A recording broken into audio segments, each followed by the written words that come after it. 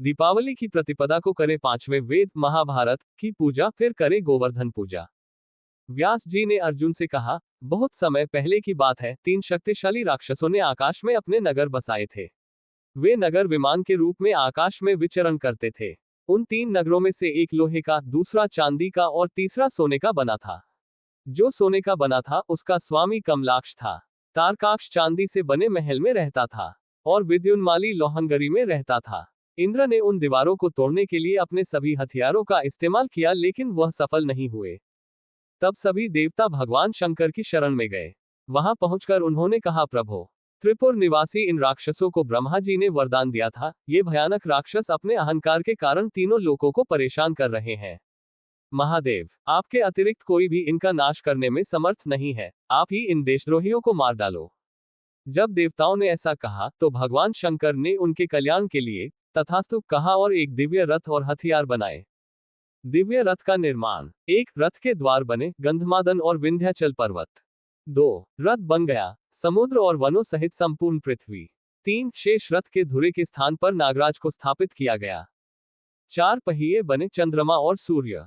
5 अलापत्र के पुत्र और पुष्पदंत को जुए के लिए कील बनाया। 6 मलयालम को जुआ बना दिया गया। 7 तक्षकनाग को जुआ बांधने के लिए रस्सी बनाया जाता था। 8 समस्त प्राणी घोड़े की लगाम बन गए। 9 चारों वेद बने, रथ के 4 घोड़े। 10 लगाम निर्मित उपवेद। 11 गायत्री और सावित्री बनी पगाहा। 12 ओंकार निर्मित चाबुक। 13 भगवान ब्रह्मा बनते हैं, सारित। 14 गांडीव धनुष बना, मंद्राचल। 15 प्रत्यंश बने, वासुकीनाग।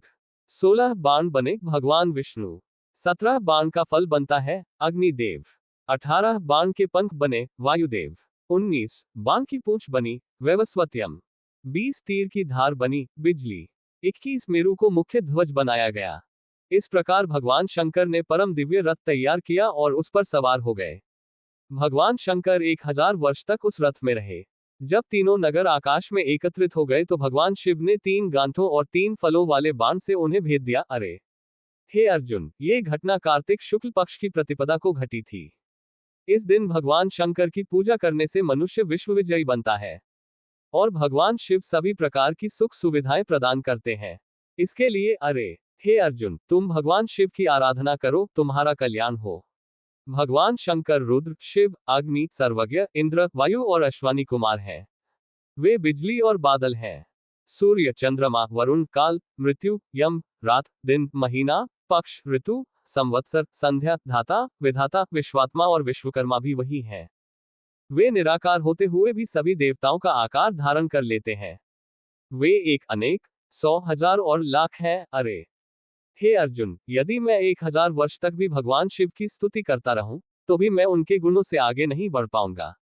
कार्तिक शुक्ल प्रतिपदा को जो भी प्राणी भगवान शिव का पूजन कर महाभारत व्रत करता है, वह सभी सुखों का अधिकारी बन जाता है।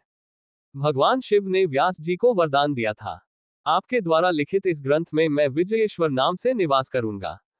जो कोई भी महाभारत ग्रंथ का आनंद लेगा उसकी इच्छा पूरी हो जाएगी।